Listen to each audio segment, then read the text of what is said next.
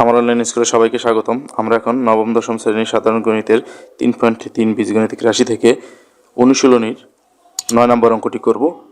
এই অঙ্কটি হচ্ছে উৎপাদকের অঙ্ক। আমরা এই অঙ্কটি সমাধান করব।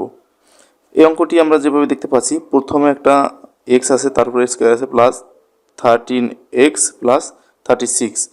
এখন প্রথমটার উপরে স্কোয়ার, পরে যদি আবার সেই ডিজিটটা এখানে সিঙ্গেল অবস্থায় থাকে, যদি প্রথমে কোনো চলকের উপরে স্কোয়ার, এরপর যদি সেই চলকটা সিঙ্গেল থাকে, তারপরটার সঙ্গে যদি কোনো চলক না থাকে, তাহলে সাধারণত সেগুলোকে মিডল টার্ম হওয়ার সম্ভাবনা থাকে। তাহলে আমরা এটাকে মিডল টার্ম হয় কিনা সেটা একটু আমরা দেখব।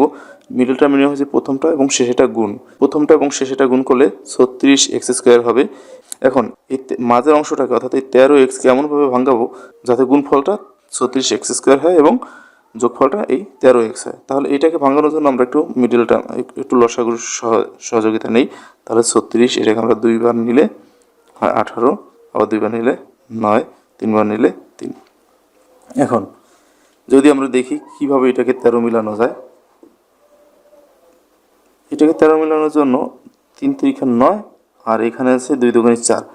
9 আর 4 যোগ করলে 13 হয়। তাহলে আমরা সহজে পেয়ে গেলাম x² plus 9x plus 4x plus 36। আমাদের কিন্তু খুব সহজে এটা মিডল টার্মটা করে ফেললাম। এখন আমরা কমন নেব। এখানে দুইটার মধ্যে x আছে, x কমন নিয়ে থাকে x প্লাস 9 প্লাস এই দুটার মধ্যে আমরা 4 কমন নিতে পারি। 4 কমন নিলে এখান থেকে x, আর 36কে 4 দ্বারা ভাগ করলে হয় 9। এই দুটার মধ্যে x প্লাস 9 আছে, তাহলে আমরা x প্লাস 9টাকে আবার এখান থেকে কমন নেই। আনকমন হিসেবে থাকে এই x প্লাস এখানে থাকে 4। তাহলে কিন্তু খুব সহজে আমরা অঙ্কটা করে ফেললাম। খুব ইজি একটি অঙ্ক, মিডল টার্মের নিয়মটা ভালোভাবে জানলে এই অঙ্কটি করা যায়। এরপর আমরা করব 10 নম্বর অঙ্ক।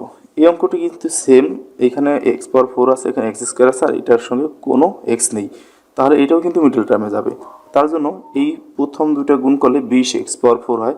20কে আমরা ভাঙ্গাইয়া এমনভাবে দেখব যাতে গুণ করলে এই 20 হয় এবং যোগ করলে এখানে শুধু x² হয়। তাহলে 20 অর্থাৎ 20কে যদি আমরা 2 বার দিই 10, 2 বার দিলে 5। এখন এই দুটো যোগ করলে হয় 4, আর এখানে আছে 5। বিয়োগ ফলটা হবে আমাদের 1, তার মানে কিন্তু এটার সঙ্গে মিলে যায়। তাহলে এখানে আমাদের x এর সহগ কিন্তু 1 আছে, যার কারণে এইটা আমরা এই 4 এবং 5 আমরা নিতে পারি।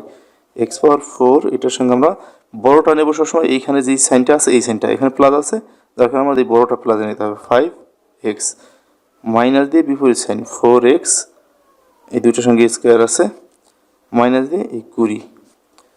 দুইটার মধ্যে x² আছে, x² কমন নিলে এখানে x²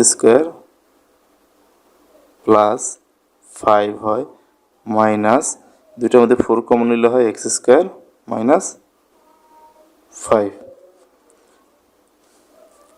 সরি, এটা প্লাস হবে x² প্লাস 5। এখন এই দুইটার মধ্যে x² প্লাস 5 আছে, x² প্লাস 5টা আমি কমন নিলাম। এখন এই আনকমন হিসেবে থাকে এই x² মাইনাস এই 4। এখন এইটা আবার কিন্তু সূত্রে হয়, এই 4কে 2² বানাইতে পারি, তাহলে সূত্র হবে, এটাকে আমি এইভাবে রাখবো x² মাইনাস 2² তাহলে এটা আবার সূত্র হবে। আমি এটাকে 2² দিলে আবার এটা a² মাইনাস b² হয়ে গেল। তাহলে x² প্লাস 5, এটা সূত্র a plus b into a minus b, অর্থাৎ x plus 2 into x minus 2। তাহলে এটাই ছিল আমাদের এই অঙ্কের রেজাল্ট। দুইটাই মিডল টার্ম অঙ্ক, দুইটি খুব ইজি অঙ্ক। মিডল টার্মটা যদি ভালোভাবে পারো তাহলে দুইটা অঙ্কই খুব ইজিতে করতে পারবে। আশা করি বুঝতে পেরেছো। এরপর যদি কোনোটা না বুঝে থাকো আমাকে কমেন্ট করে জানাও, আমি বুঝে দেওয়ার চেষ্টা করবো। আমার ভিডিওটি ভালো লাগলে লাইক, কমেন্টস এবং শেয়ার করবে। ভালো থাকবে সবাই, ধন্যবাদ সবাইকে।